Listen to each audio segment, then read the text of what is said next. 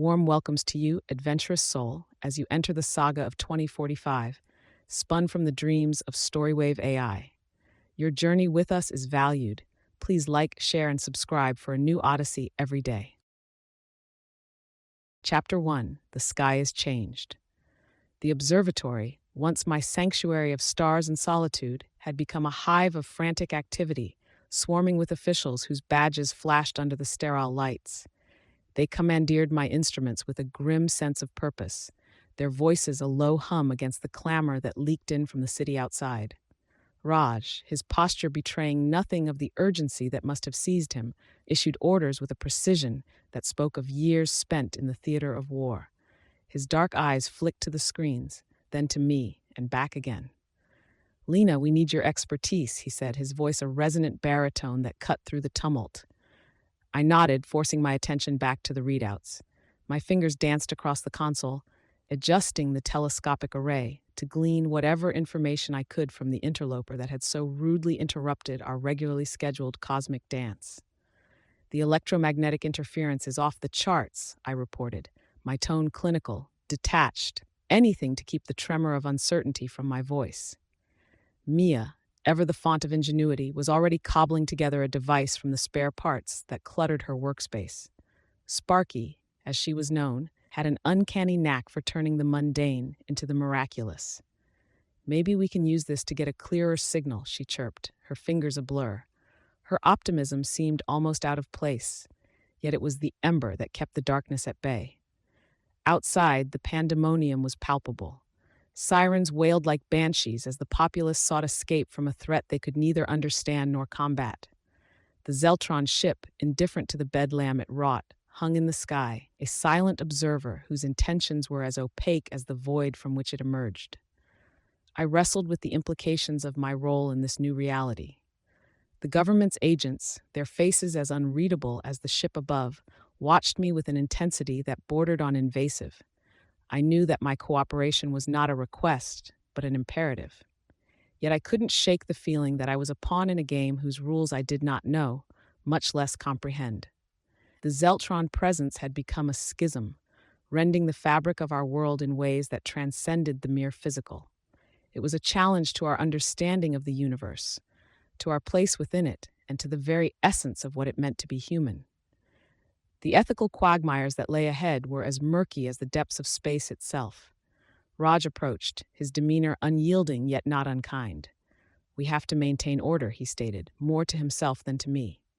"Whatever these beings want, we can't let fear dictate our actions."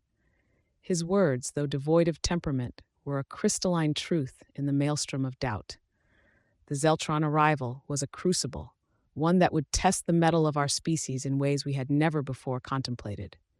In that moment, I understood that the road ahead would be fraught with decisions that would weigh heavily upon my soul.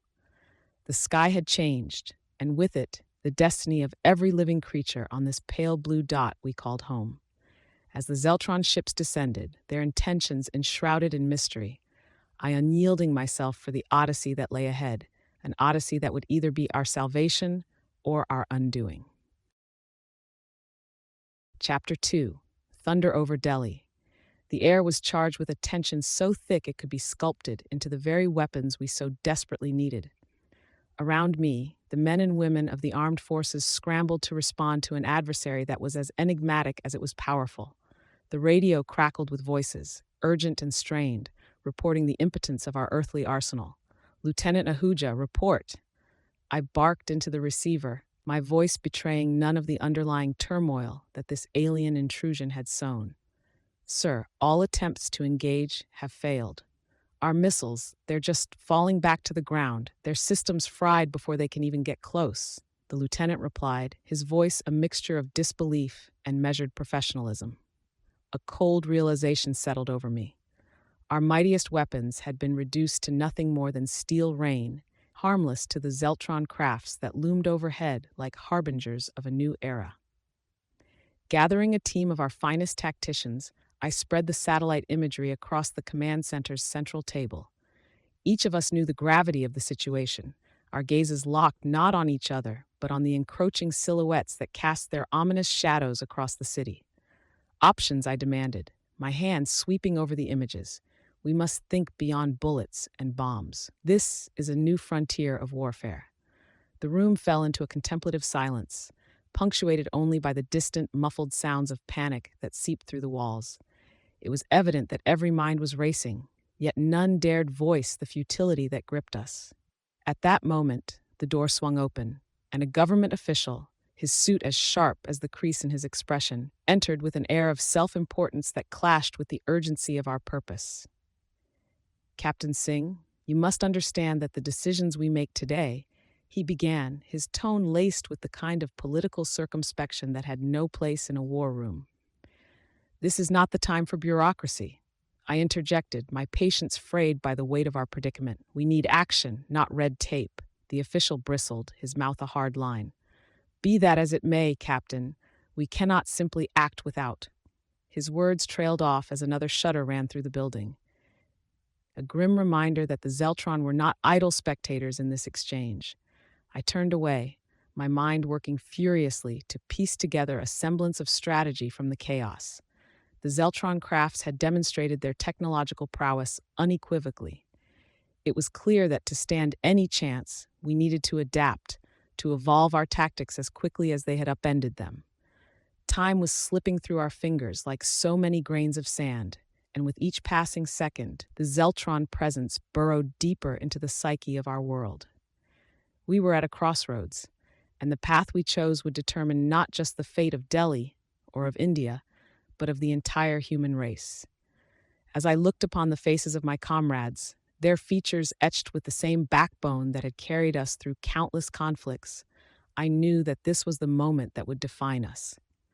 Not by the strength of our weapons, but by the tenacity of our spirit and the ingenuity of our minds. The Zeltron ships, with their silent, inscrutable watch, would find us an adversary unlike any they had encountered. We would meet their technological might with a force born of necessity and the unyielding will to preserve our home. In the thunder over Deli, amidst the disarray of a world unmoored, our resistance was taking shape, an intricate dance of intellect and strategy that would chart the course of this unprecedented invasion. And though the outcome was uncertain, one thing was clear: we would not go gently into that good night. Chapter 3: Silent Siege. In the observatory, the tension was a tangible thing, thick as the dust on abandoned roads. "They've established a perimeter of surveillance," I murmured, my voice barely rising above a whisper as I peered through the telescope at the nearest craft. Its surface was a study in alien architecture, all sharp angles and a surface that seemed to absorb light. Maya was crouched by the console, her fingers dancing over the keys with a ferocity that belied the quietude around us. "These drones are unlike any tech we've seen. I've been trying to hack into one, see if we can't get a peek inside their systems, but it's like nothing I've ever encountered." Raj, who had been coordinating with what remained of the city's defense forces, approached, his gaze fixed on the screens that flickered with the movements of the drones. "We need a new angle," he said, his voice even. "It's not just about firepower anymore. It's about understanding, adapting." I nodded, the weight of the situation pressing down upon me. The government's too preoccupied with maintaining order. They're blind to the potential of unconventional tactics, I said, the frustration evident in the tightness of my grip on the telescope. "Then we'll have to look outside the official channels," Mia interjected, her eyes alight with a spark of defiance that seemed incongruous in the shadow of our overwatchers. I considered her words, the very thought of going rogue sending a shiver through the observatory's charged air. Yet, the prospect of making contact with others who shared our vision, who understood the necessity of an unorthodox approach, was an ember of possibility in the cold dark. "We start assembling a coalition," Raj announced, the ghost of a strategy forming in his mind. "Scientists, engineers, tacticians, anyone who's willing to think beyond the constraints of what we've known." The plan was audacious, perhaps even foolhardy, but the alternative was to remain shackled by the chains of convention, watching helplessly as the Zeltron's silent siege stripped away the vestiges of our sovereignty. As we plotted our next move, the drones outside continued their relentless patrol, their advanced sensors sweeping over the city in a display of technological supremacy that rendered our most sophisticated systems obsolete. It was a game of cat and mouse, and we were uncomfortably aware of our role as the prey. Yet as the Zeltron occupation tightened its grip, pushing humanity to the precipice of despair, there was a burgeoning undercurrent of resistance. A network of minds that refused to accept subjugation, that worked in the shadows to unravel the mysteries of our oppressors. This silent siege was as much a battle of wits as it was a clash of civilizations. And as the night deepened, casting long shadows over the dormant city, we set to work, our fortitude hardening not in the heat of battle, but in the cool determination of necessity. The Zeltrons may have believed their drones sufficient to cow us into submission, but they had yet to contend with the most potent weapon of all, the unyielding human spirit. Chapter 4: The Fall of Fortitude. Raj, standing amidst the charred remnants of what was once a formidable wall, surveyed the wreckage with a tactical eye. The silence that enveloped us was not one of peace, but of anticipation, a lull in the symphony of war. "We can't keep playing their game," Raj muttered, his voice barely carrying over the desolation. "Our conventional tactics are about as useful as throwing stones at a tank." Around him, the remnants of his squad, a collection of seasoned soldiers and raw recruits alike, gathered. Their expressions were hard to read, not betraying a sense of fear or despair, but rather a calculative acceptance of their new reality. A young soldier, Vimal, who had seen less than 20 summers, his face smeared with soot, spoke up. "Sir, if our weapons are useless, what's the plan? We can't just stand here and wait for them to pick us off." Raj turned to face him, his gaze steady. "We adapt. We've been trained to think on our feet, to make do with what we have. We'll use their technology against them." Mia, who had been tinkering with a salvaged piece of Zeltron machinery, looked up. "There might be a way to repurpose their tech, but it's going to take some trial and error. And time isn't exactly on our side." Raj nodded. "Time is a luxury we've never had. We start now." The group began to coalesce around the idea, their minds shifting gears from the blunt force of traditional warfare to the nuanced intricacies of guerrilla tactics. The conversation turned to frequencies, hacking, and subterfuge, words that once belonged to the world of espionage, now the cornerstones of our survival. A grizzled veteran, Kapoor, chimed in, his voice gravely with years of command. "The drones have been patrolling in patterns. If we can predict their paths, we might be able to set up an ambush." Raj considered this, his eyes scanning the horizon. "We'll need to be precise. One misstep, and we give away our position." The squad began to murmur amongst themselves, piecing together a strategy from the fragments of hope that lingered in the air. It was a different kind of warfare, one that required not just the strength of arms, but the cunning of the mind. As night fell, the Zeltron crafts became silhouettes against the stars, their presence a constant reminder of the knife edge upon which humanity now balanced. Raj stood, a solitary figure against the backdrop of destruction, his leadership the fulcrum upon which the scales of war would tip. The fall of the outpost had been a catastrophe, but in its wake arose a new resolve, a determination to meet the Zeltron threat not with brute force, but with the guile and resourcefulness that had carried humanity through the darkest of times. It was a battle not just for our survival, but for the very essence of our species. And as the first stars began to pierce the darkening sky, we set our sights on the dawn of an uncertain tomorrow. Chapter 5: Rebel Yell. Across the dimly lit expanse, Lena was hunched over a makeshift workbench, her hands a blur as she assembled a device from the detritus of a civilization upended. Her focus was absolute, each movement deliberate, as she pieced together the esoteric puzzle that might tilt the scales back into our favor. "Raj," she called out without looking up, her voice cutting through the murk of the warehouse. "This jamming device could scramble the drone's navigation, but it's short range. We need a way to deploy it effectively." I approached, my steps measured, my mind churning with the rudiments of a plan. "Diversionary attacks," I suggested. "Small, coordinated strikes. We draw them in, then hit them with the jammer." She nodded, a silent acknowledgement of the strategy. "It's risky. Timing will be critical," she replied, her tone bereft of doubt, not colored with hope but painted with the stark pigment of necessity. Mia, her presence a constant hum of potential, was poring over blueprints that sprawled across another table like a cartographer's fantasy. "I've been studying their patrol routes," she interjected, her voice tinged with the analytical precision that was her hallmark. "There's a pattern, a weakness perhaps, in their surveillance grid here and here." The room absorbed her words, the collective minds of those gathered turning over each syllable, calculating the angles and implications. It was a ballet of intellects, each step a delicate maneuver in a dance too complex for the uninitiated. Yet beneath the surface of this newfound alliance, there stirred the undercurrents of discord. A voice rose, charged with the static of contention. And who leads this dance? It was Kapoor, his stature as much a part of his personality as the scars that webbed across his visible skin. Raj straightened, his response measured. "We lead it together. This isn't about rank or ego, it's about survival, about finding a way forward." Kapoor's gaze lingered, a silent challenge that hung in the air like the residue of gunfire. But there was no time for the luxury of dissent. The enemy was indifferent to our squabbles, our hierarchical jostling. As the discussions continued, the warehouse transformed before my eyes. It was no longer a relic, but a crucible in which the metal of our humanity was being tested and tempered. We were disparate threads being woven into a patchwork of defiance, each of us a color, a texture, a strength. The plans that emerged were not born of optimism, but of the grim determination that comes from having your back against the wall. We would take the fight to the Zeltrons, not with the bluster of artillery, but with the cunning that had seen our species emerge from the shadows of prehistory.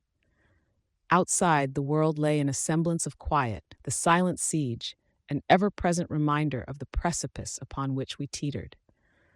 But within the walls of our clandestine bastion, there stirred the beginnings of a rebellion, a collective cry that rose above the din of fear and uncertainty. We were the resistance, a symphony of disparate notes coming together in a harmony that would resonate through the history of this invasion. And though the path ahead was shrouded in the mists of the unknown, we would march forward, united in our diversity, ready to reclaim the world that was ours by birthright. Chapter 6: Silhouettes of Hope. Raj, who had been overseeing the fortifications of our hideout, leaned against the wall, arms folded across his chest, his eyes never leaving Lena's form. He had seen many battles, but this was a different kind of warfare, one that was fought in the realms of possibility and knowledge. "I've found something," Lena announced, her voice breaking the silence like a hammer against glass. "The Zeltron ships, they're powered by a crystalline structure unlike anything on Earth. If we can get our hands on some of these crystals, we might be able to understand their technology."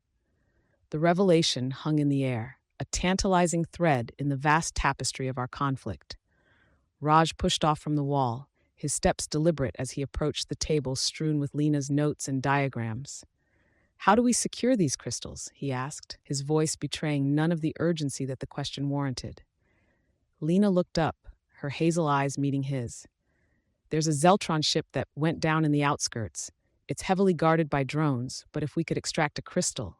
Mia, her fingers perpetually stained with grease and grime, interjected from where she sat surrounded by a graveyard of disassembled technology. "I can rig up a drone of our own. Something small, undetectable. Maybe." The plan was forming, a daring gambit that teetered on the edge of the impossible. Yet in the shadow of the Zeltron occupation, the impossible had become our daily bread. Kapoor, ever the skeptic, raised an eyebrow from where he stood, arms crossed. And what if these crystals are booby-trapped? We could be walking into a trap. Lena turned to him, her expression resolute. "It's a risk, but every second we waste, the Zeltrons strengthen their grip. We have to act." The room fell into a contemplative silence as each member of the resistance considered the weight of her words. The plan was laid out before us, fraught with peril, a slender hope that danced on the knife edge of desperation. "We strike at dawn," Raj decided, his voice a low rumble that seemed to resonate with the very walls of the lab. "Prepare your tools, your minds, your spirits. This is the moment upon which the fate of our world hinges." The night crept on as we readied ourselves, the silhouette of the downed Zeltron ship a constant in our minds. It was a balefire of both danger and opportunity, a symbol of what we had become, a resistance forged in the crucible of alien oppression, a balefire of hope in the silhouette of hopelessness.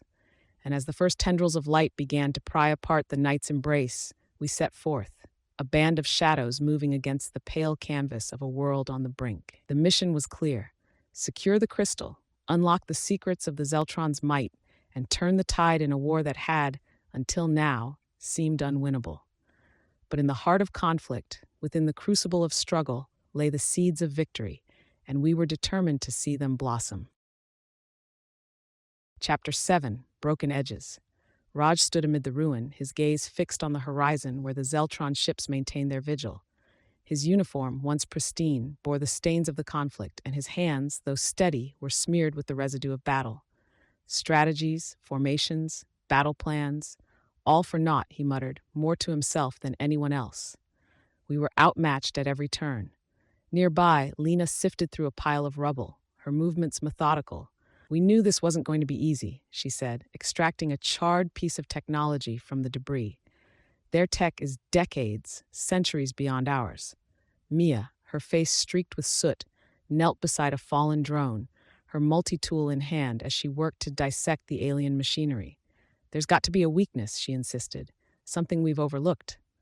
The air was thick with the stench of burning plastic and scorched earth, an olfactory testament to the ferocity of the conflict. Kapoor, his expression grim, surveyed the damage with a critical eye. An oversight that cost us dearly, he replied, his voice devoid of inflection. We need to rethink our approach. Raj nodded, his thoughts already turning to the next move, the next gambit in this high-stakes game of survival. We regroup, we learn, and we adapt. It's the only way. The conversation turned to the fallen, those who had given their lives in the pursuit of freedom, their names etched into the ledger of this war. There would be no monuments for these heroes, no parades or medals, only the memory of their sacrifice. Lena paused in her work, her eyes meeting Raj's. We can't let their deaths be in vain. We have to press on, for them, for all of us. Kapoor stepped forward, the lines on his face drawn tight. The question remains, how do we fight an enemy that seems invincible? Raj's gaze drifted to the Zeltron ships, their forms a palpable gap against the ashen sky. We use their strength against them. We find the cracks in their armor, and we exploit them. Mia stood, her hands still working over the drone's carcass. I'll need time, more tools, but I think I'm onto something here. The group fell into a strategic dissection of the day's events, each member contributing their expertise to the unfolding plan. The loss was undeniable, the setback severe, but within the ranks of the resistance, a new backbone was taking shape.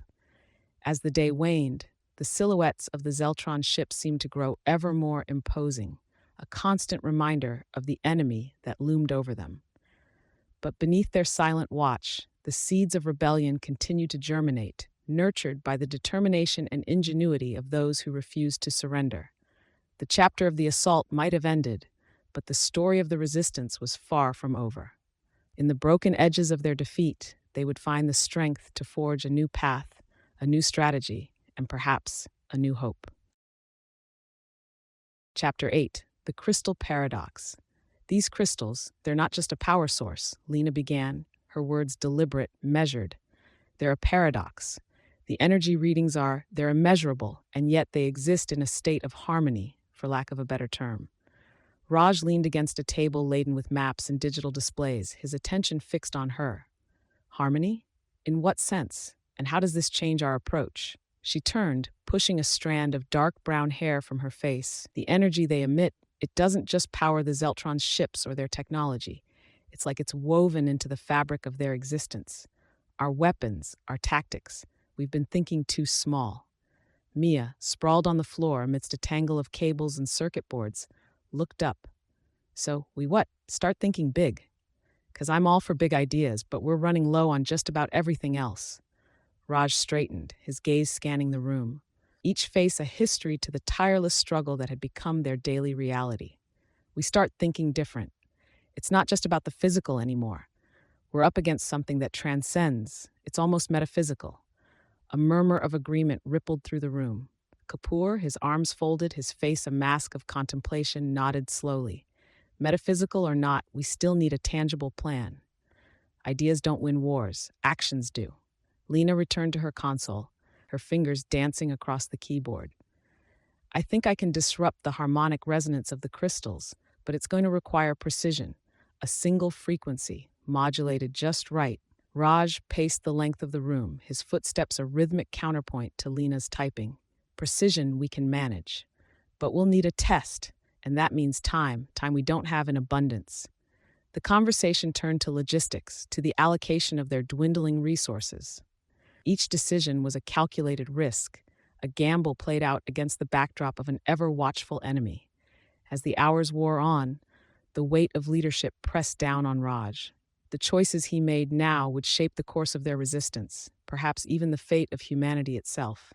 The crystal paradox, as Lena had dubbed it, was a puzzle that held the key to victory or defeat.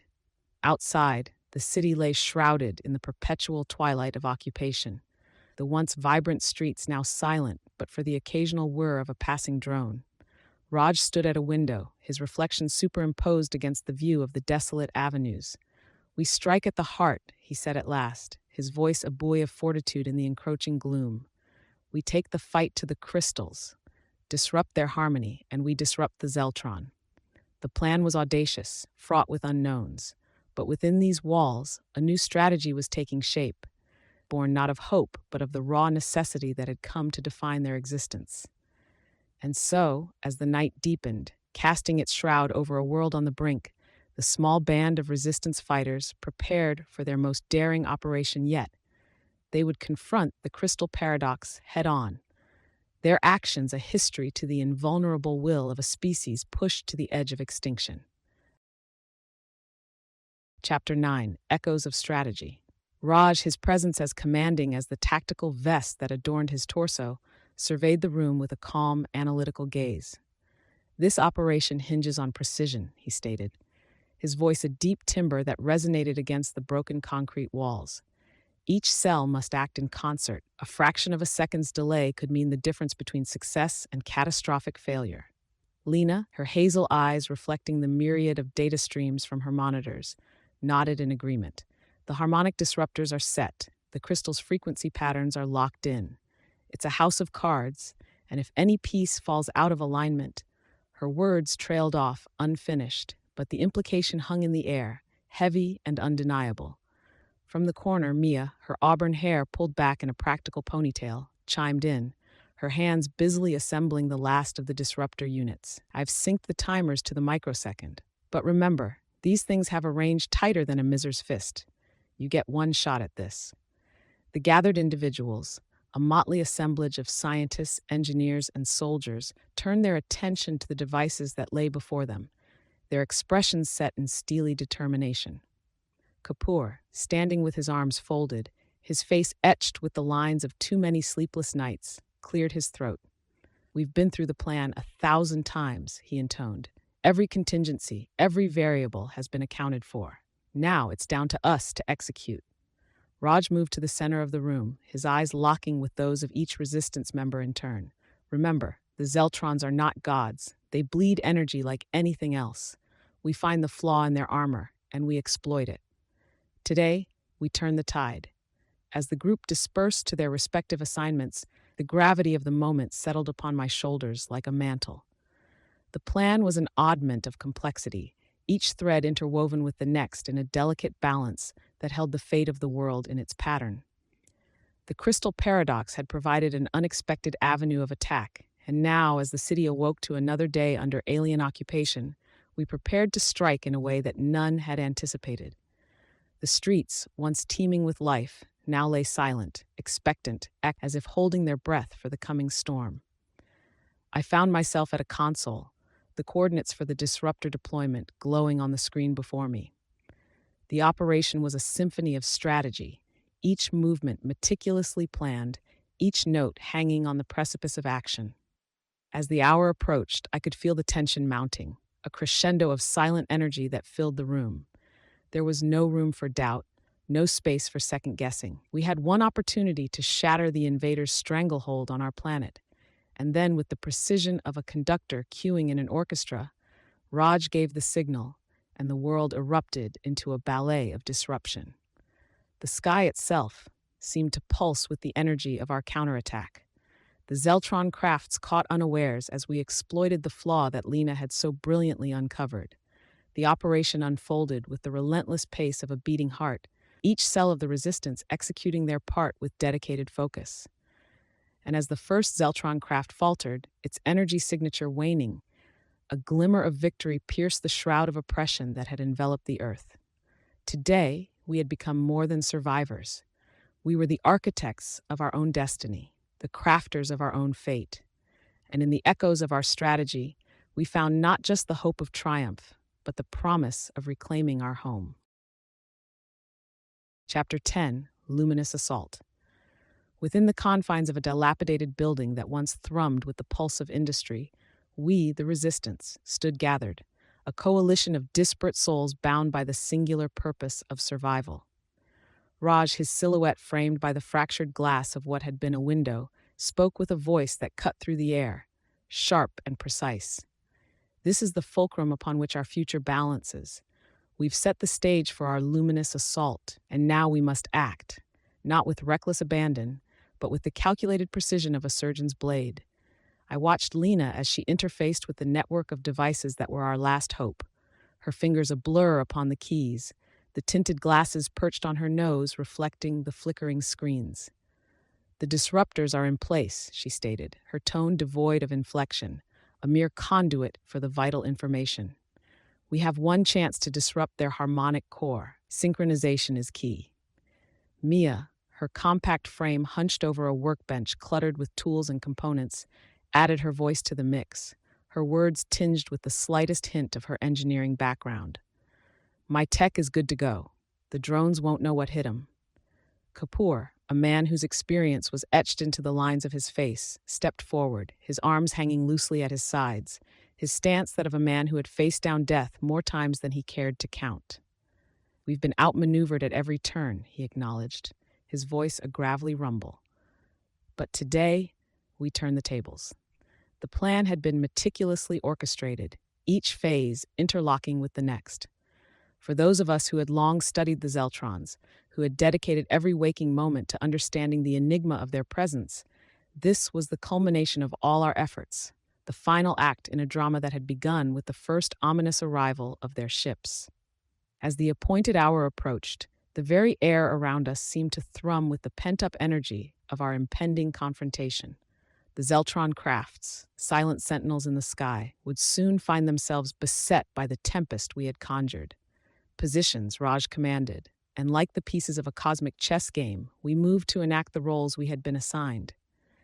The assault commenced with the subtlety of a shadow slipping across the moon. Disruptors flared to life, casting an ethereal glow across the battlefield. The Zeltrons, perceiving the shift in the tides, retaliated with a force that shook the very foundations of our city. Lena's voice crackled over the comms, a landmark amidst the chaos. "Keep to the sequence. Any deviation could unravel all we've worked for." Mia's reply was terse, a reflection of her focus. "Got it. Drones are disoriented. We're punching through their defenses." And so it went, a symphony of destruction and ingenuity played out across a stage of ruin. The Zeltrons, with their advanced technology and otherworldly might, met the full measure of human cunning and survivability. As the battle raged, the city around us seemed to hold its breath, the very stones and steel awaiting the outcome of this clash of civilizations. And amidst the blare of our luminous assault, we found not the exultation of victory nor the despondency of defeat, but the stark realization that our struggle against the invader would forge our destiny in the fire of conflict. Chapter 11, The Edge of the Abyss. Raj stood over the central table, his eyes tracing the glowing lines that represented the Zeltron blockade encircling the city. "We're on the cusp," he said, his voice steady as the hum of the machines around us. "One final push, and either we break free or we shatter against them." Lena, her focus on her tablet, replied without looking up, her words clipped with the expertise of someone who had spent too many hours immersed in calculations. "The energy signatures are aligned. The disruptors are primed. Everything hinges on the next few moments." I could see the fatigue etched into the lines of her face, a map of the sleepless nights and relentless work. Yet there was a precision to her movements, a meticulousness born of necessity. Mia, sprawled in a corner with a soldering iron in hand, muttered to no one in particular.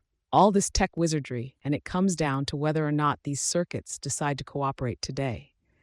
The tension was palpable, a living entity that had taken residence among us, its weight a constant pressure on our shoulders.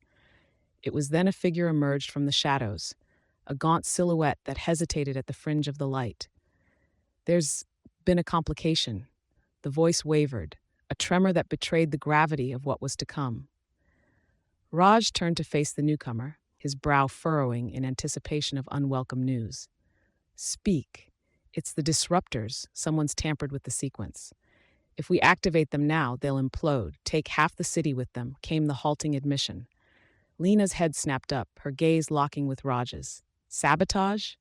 Now, at our most critical juncture, there was a sharpness to her tone, a razor's edge that cut through the murmur of disbelief that rippled through the room. Raj's jaw clenched, his posture rigid, an oak amidst the gale of treachery. "Lock down the facility. No one leaves until we root out the betrayer." The room erupted into a flurry of activity, the collective motion a striking opposition to the stillness that had preceded it. Accusations flew like shrapnel as trust, that most precious of commodities, evaporated into the ether. Kapoor, his face a thundercloud of suspicion, rounded on the assembled. "This is what they wanted, to turn us against each other. We must stand firm, root out this poison from our midst." As accusations turned to inquisition, the once united front of the resistance began to fray, the fabric of our alliance tearing under the strain of betrayal. Lena stepped back from the fray, her eyes scanning the room with the analytical gaze of one accustomed to solving puzzles. "We need to think. Whoever did this knew exactly what they were doing. They've studied our tech as closely as any of us." Raj, his hand resting on the hilt of his sidearm, a relic in this age of high-tech warfare, nodded. "Which means the traitor is among us, one of our own." The revelation hung between us, a specter more chilling than the looming presence of the Zeltron ships outside. The edge of the abyss upon which we teetered had never seemed so close, so final. As dawn broke, casting its indifferent light upon our clandestine gathering, we knew that the day would bring either salvation or annihilation. The betrayer in our midst had cast their die, and now it was our turn to respond. With the intricate web of our plans now tangled, we faced not only the external enemy, but the internal specter of treachery. The day of reckoning had arrived, and as we set out to sift truth from lies, the very fate of our resistance hung in the balance. Chapter 12, The Final Gambit.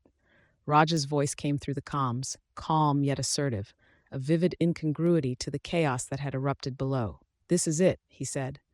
"We either turn the tide here, or we become a footnote in the cosmic ledger."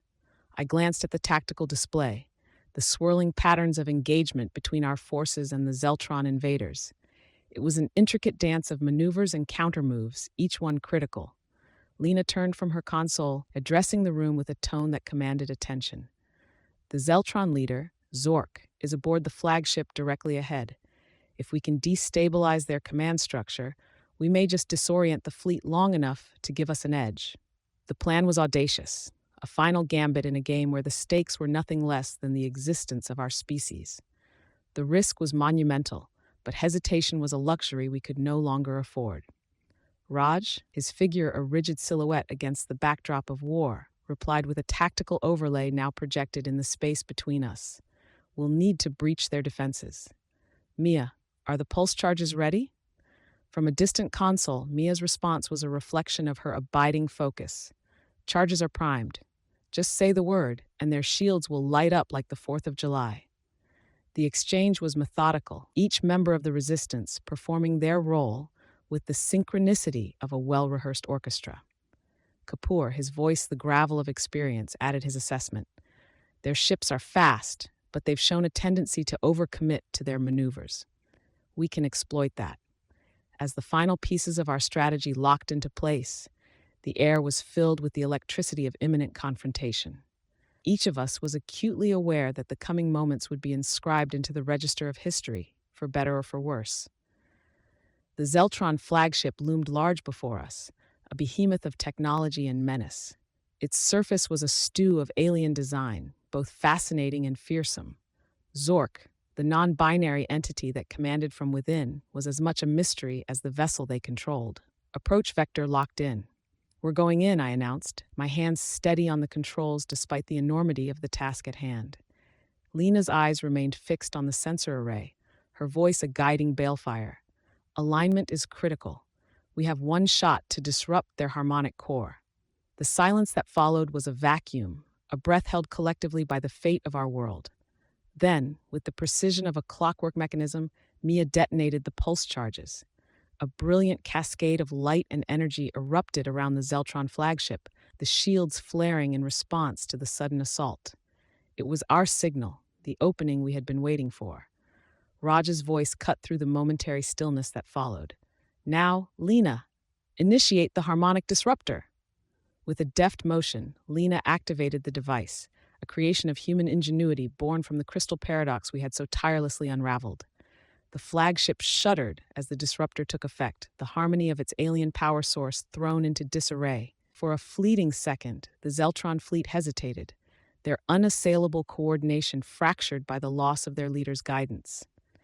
It was then that Kapoor's analysis proved prophetic, the Zeltrons overcommitting to their defensive posture, leaving them vulnerable to our counterattack. As the battle reached its zenith, the fate of our planet hanging by the slenderest of threads, we pressed forward with the culmination of our resistance. The final gambit was in play, and amidst the crescendo of warfare, we stood resolute, a monument to the unstoppable will of a cornered species, fighting for its place among the stars. Chapter 13, Shattered Skies, Mending Earth. Raj surveyed the horizon, his gaze lingering on the skeletal frames of buildings that had once defined the cityscape.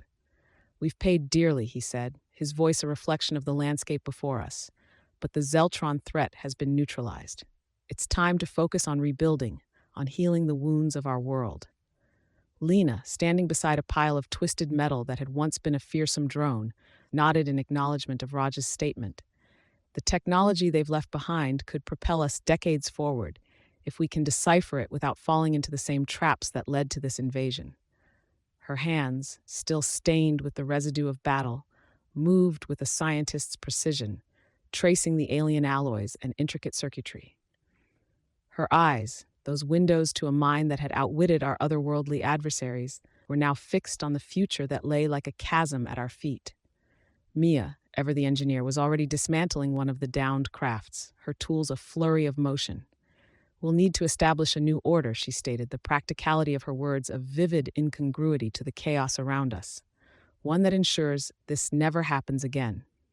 Her hands deftly extracted a power core, its surface still aglow with a faint, pulsating light, the heart of a fallen giant that had once darkened our skies.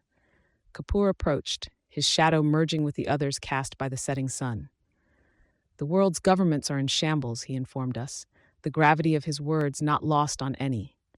"The chain of command has all but evaporated. It's on us now to steer the course of what comes next."